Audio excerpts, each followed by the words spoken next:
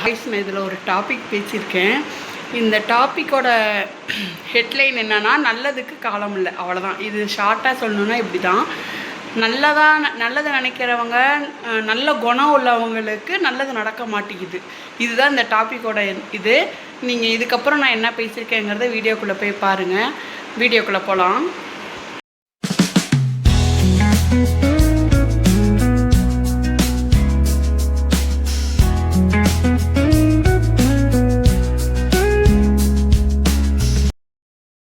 Hi எல்லோரும் எப்படி இருக்கீங்க? நல்லா இருக்கீங்களா? நான் வந்துட்டு இங்கே ஒரு சின்ன இதை பற்றி பேச வரேன். அதாவது நான் வீட்டில் அப்படியே வேலை செஞ்சிட்ருக்கேன், அப்படியே பேசுகிறேன். இப்போ வந்துட்டு நான் இங்கே வேலைக்கு வரத்துக்கு முன்னாடி ஒரு சேனல் மாதிரி பார்த்துட்டு வந்தேன். சேனல் நேமும் நான் சொல்ல விரும்பலை. அதாவது அவங்களோட லைவ் வீடியோ பார்த்தேன். அந்த லைவ் வீடியோவில் வந்துட்டு அவங்க எப்படி பேசுகிறாங்கன்னா,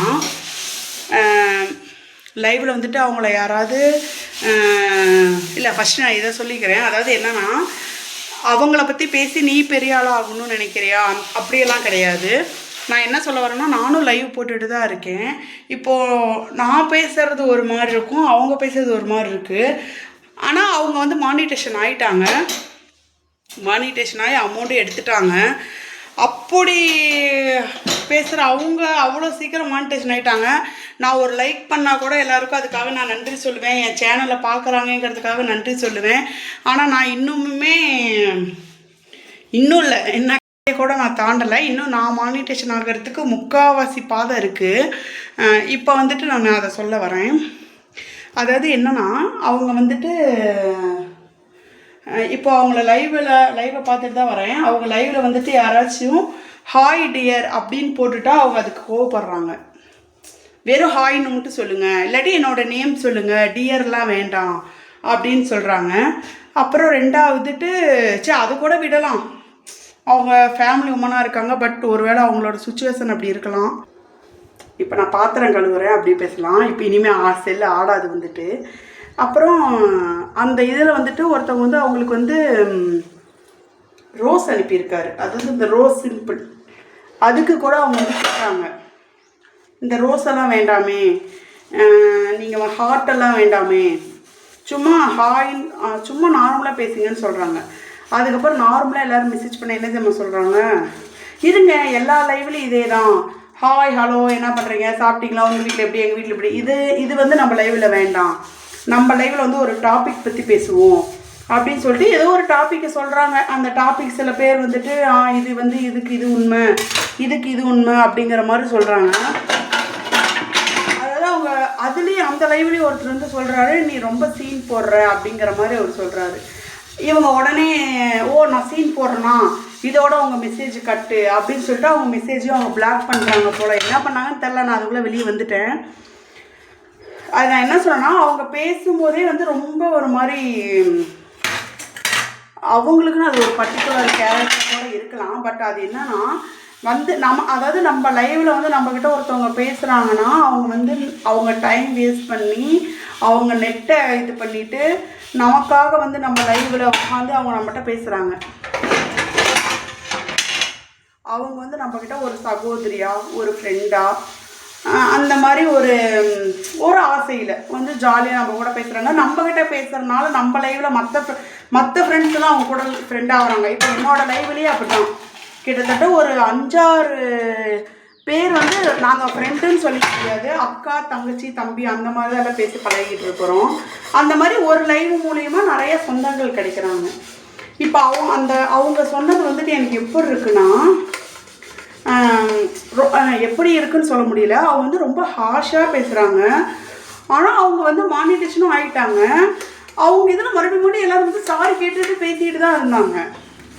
ஆனால் நான் வந்துட்டு என்கிட்ட ரூடாக பேசுகிறாங்க. என்கிட்ட ரூடான்னு கூட சொல்ல முடியாது, ரொம்ப பேட்ஸ், ரொம்ப கெட்ட வார்த்தை பேசுகிறாங்க. அந்த மாதிரி பேசுகிறவங்க கிட்ட கூட நான் இது உங்களுக்கு ஏற்ற சேனல் இல்லை, நீங்கள் வெளியே போங்க, நாங்கள் அந்த மாதிரி எல்லாம் இல்லை அப்படிங்கிற மாதிரி தான் பேசி நான் அனுப்புகிறேன். ஆனால் நான் வந்து இன்னும் அந்த காவாசிலேயே தான் இருக்கேன். நான் மானிட்டேஷன் ஆகிறதுக்கே இன்னும் ரொம்ப நாள் ஆகும். ஆனால் அவங்க ஆகிட்டாங்க. ஸோ அப்போ இங்கே வந்துட்டு அன்புக்கு வந்துட்டு அன்பாக பேசுகிறவங்கள தூக்கி தான் எறிகிறாங்க போல். ரூடாக பேசுகிறவங்கள தான் இது பண்ணுறாங்க. இதில் ஒரே ஒரு ட்விஸ்ட்டுன்னு சொல்ல முடியாது. இதில் ஒன்று எனக்கு தெரிஞ்ச வரைக்கும் என்னன்னா, அவங்க கொஞ்சம் பார்க்க நல்லா நீட்டாக அழகாக இருக்காங்க. அது நானே சொல்கிறேன். அவங்க வந்து பார்க்கவே நீட்டாக அழகாக இருக்காங்க, கொஞ்சம் ரிச்சாக இருக்காங்க.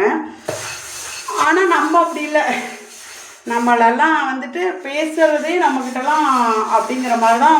அது நிறைய பேர் லைவில் வந்து பேசுவாங்க பாருங்கள் என்னை பற்றி. நீங்கள்லாம் ஒரு ஆள், இதெல்லாம் ஒரு முவரை, உன் லைவெல்லாம் நாங்கள் பார்க்கணுமா, உனக்கெல்லாம் நாங்கள் லைக் பண்ணணுமா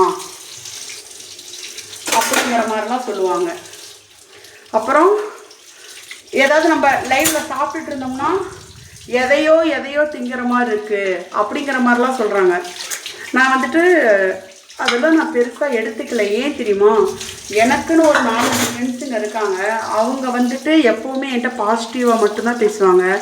என்னை வந்து ரொம்ப பாசிட்டிவாக இது பண்ணுவாங்க. ஒரு நாள் லைவ் கொள்ளையினால ஏன் வர மாட்டேங்கிறீங்க, என்னாச்சு உங்களுக்குங்கிற மாதிரி எல்லாம் மெசேஜ் பண்ணுவாங்க. அப்போது நல்லதை எடுத்துக்கிறேன் நான். சில பேர் கெட்டது பேசுகிறப்ப நம்ம எடுத்துக்கிட்டு தான் ஆகணும் அப்படின்னு நினச்சி தான் நான் எடுத்துக்கிறேன். அதெல்லாம் அவங்க சொல்கிறதெல்லாம் சொல்லிட்டு போகிறாங்க. அவங்க மனசுக்கு நம்ம அப்படி தெரியறோம் போல், எதையோ திங்கிற மாதிரி இருக்குன்னு சொல்கிறாங்க. அவங்க மனசுக்கு நம்ம அப்படி, அவங்களோட கண் பார்வைக்கு நம்ம அப்படி தெரியிறோம். அதுக்கெல்லாம் நம்ம ஃபீல் பண்ணிவிட்டு லைவ் போடாமல் இருக்க முடியாது. நான் வந்து தொடர்ந்து லைவ் போட்டுட்டு தான் இருப்பேன். என்கிட்ட பேசுகிறவங்க பேசிட்டு, பேச விருப்பம் இல்லாதவங்க பேசாமல் இருக்கட்டும். நான் இப்போ இந்த சாப்டரை இதில் உள்ளே கொண்டு வந்த காரணமே, உன்னான இதில் நான் சொல்கிறது என்னென்னா, எவ்வளோ பேர் வந்துட்டு நிறைய பேர் லைவ் பார்க்குற உங்களுக்கு தெரியும் எப்படிலாம் வந்து வீடியோ போடுறாங்க, இது லைவ் போடுறாங்க, எப்படி பண்ணுறாங்க அப்படிங்கிற மாதிரிலாம். அவங்களையும் எல்லாருமே தூக்கி விடுறாங்க. அவங்களும் நல்லா கூடி சீக்கிரம் இதாக வர்றாங்க.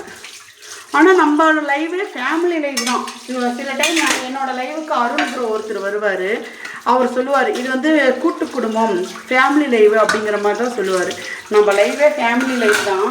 ஆனால் நம்ம ஃபேமிலி லைவாக போடுற நம்மளுக்கு வந்துட்டு சரியான ரெஸ்பான்ஸே கிடைக்காது. அதுதான் எப்போவுமே நல்லவங்களுக்கு காலம் இல்லை. அது வந்துட்டு அடிக்கடி நானும் எங்கள் அம்மாவும் சொல்லிப்போம். நல்லது உதவி செய்யணும். இப்போது எனக்கு தெரிஞ்சனால மனசறிஞ்சு யாருக்கும் ஒரே ஒருத்தருக்கு மட்டும் ஒரு கஷ்டப்படுத்திட்டேன். துரோகம் பண்ணல, சரி துரோகம்னு கூட சொல்லலாம். ஒரு குட்டி சம்பவம். அது வந்துட்டு நான் இன்னும் கொஞ்ச நாள் ஆகட்டும் அப்புறம் சொல்லிக்கிறேன். இப்போ அதை நான் உள்ளே கொண்டுட்டு வர விரும்பலை. ஒரே ஒரு இது, அது நான் தெரிஞ்சு தான் பண்ணினேன். தெரிஞ்சு பண்ணினேனாலும் அது தப்பு தான். அவங்க என் மேலே நம்பிக்கை வச்சுருந்தாங்க. நான் அப்படி பண்ணியிருக்கக்கூடாது. நான் அதை அப்படி பண்ணிட்டேன். ஏன்னா நான் அவங்கள விட என்கிட்ட க்ளோஸாக இருக்கிறவங்கள தான் பார்த்தனே தவிர இவங்கள நான் நல்லா பார்க்கல. இவங்க மனசை அந்த அளவுக்கு வலிக்குங்கிறத நான் நினைக்கல. ஆனால் அதுக்கு கடவுள் எனக்கு சரியான தண்டனை ஒன்று கொடுத்தாரு. உடனே ஒரே வாரத்தில் எனக்கு ஒரு தண்டனை அதே மாதிரி கிடச்சிது. அந்த மாதிரி அப்பயே நான் நினச்சிட்டேன், ஐயோ நம்ம ஒரு தப்பு செஞ்சோம்னா அந்த தப்புக்கு தண்டனையாக கடவுள் இன்னொன்று நமக்கு கொடுத்துட்றாரு. நம்மளால் அது தாங்கிக்க முடியாத ஒரு தண்டனையாக இருக்குது. ஸோ அதனால் நான் அப்பையில் இருந்துட்டு யாருக்கும் துரோகம் பண்ண மாட்டேன், பொய் சொல்ல மாட்டேன். முடிஞ்ச அளவுக்கு என்னால் முடிஞ்ச அளவுக்கு அவங்களுக்கு ஒரு நல்ல உதவி தான் செய்வேன். அந்த துரோகம்னு சொன்னல, அது வந்து துரோகம் இல்லை, அது ஒருத்தவங்களுக்கு செஞ்ச உதவி. ஒருத்தவங்களுக்கு செஞ்ச உதவி இன்னொருத்தவங்களுக்கு அது துரோகமாக மாறிடுச்சு. நீங்கள் துரோகம்னே தப்பாக எடுத்துக்காதீங்க, அந்த மாதிரிலாம் இல்லை. ஒருத்தவங்களுக்கு உதவியாக செஞ்சேன், அது இன்னொருத்தவங்களுக்கு துரோகமாக மாறிடுச்சு. அந்த மாதிரி நான் அப்போலேருந்தே எனக்கு ரொம்ப மனசு வருத்தம். அவங்க என்னை ரொம்ப நம்பினவங்கள நான் இப்படி ஏமாற்றிட்டேன் அப்படிங்கிற மாதிரி. அந்த சாப்டரை நான் ஒரு நாள் தனியாக அந்த இதில் வீடியோ போடுறேன். அது இப்போ வேண்டாம், அது ஒன்றா நான் தனியாக போடுறேன். அப்புறம் என்னன்னா அதான் அப்போது வந்துட்டு நான் எந்த ஒரு தப்பு இந்த மாதிரிலாம் நான் பண்ணுறதில்ல. எதுனாலும் நான் வந்து இப்போ ஒரு தப்பே செஞ்சேன்னா கூட எங்கள் வீட்டுக்கார்ட்ட சொல்லிமா உண்மையை சொல்லிட்டு கூட சிரிச்சிடுவேன். இந்த மாதிரி எங்கள் இப்படி பண்ணனேங்க, இப்படி செஞ்சேங்க, இப்படி போனேங்க, இப்படி வந்தேங்க அப்படிங்கிற மாதிரி. ஆனால் அது எனக்கு எப்படி தெரியுமா, நான் செஞ்சது தப்பு தான். ஆனால் அது அவருக்கு தெரிஞ்சிடணும். அவருக்கு அது தெரிஞ்சு அவர் என்னை அதனால அடிச்சிட்டா கூட எனக்கு பிரச்சனை இல்லை. ஆனால் தெரியாமல் என் மனசு அது உறுத்திக்கிட்டே இருக்கும். ஐயோ நம்ம வீட்டுக்கார்ட்ட இப்படி சொல்லிட்டோமே, இப்படி பண்ணிட்டோமே, தப்பு பண்ணிட்டோம், மறைச்சி வச்சுட்டோமே அப்படிங்கிற மாதிரி என் மனசு இருக்கும். ஸோ நான் அதனால் எதுவுமே நான் வந்துட்டு மறைக்க மாட்டேன். மேக்ஸிமம் எந்த தப்பும் செய்ய மாட்டேன். அப்படி செஞ்சுட்டாலும் கண்டிப்பாக நான் அவருக்கு அதை நான் சொல்லிடுவேன். அப்படி தான் என்னோடய கேரக்டரு. ஆனால் எனக்கு தெரிஞ்சு என் கேரக்டருக்கு நான் கஷ்டம் மட்டும்தான் பட்டுட்ருக்கேன். என்னை ஃபாலோ பண்ணவங்களுக்கு தெரியும், என்னோடய வீடியோ லைவ் பார்க்குறவங்களுக்கெல்லாம் தெரியும், நான் எவ்வளோ கஷ்டப்படுறேங்கிறது என் லைவில் இருக்கவங்களுக்கெல்லாம் தெரியும்.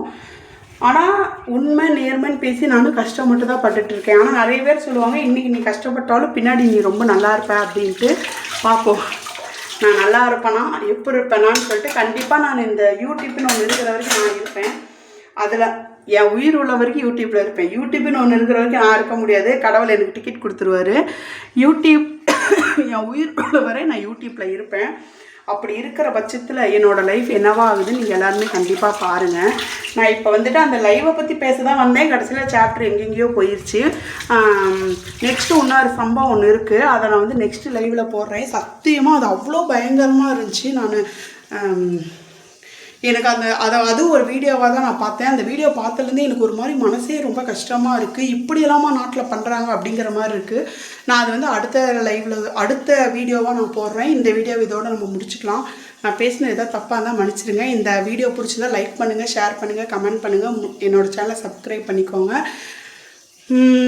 எனிதிங் நான் இதில் பேசினது எதாவது தப்பாக இருந்தால் சாரி. பாய்.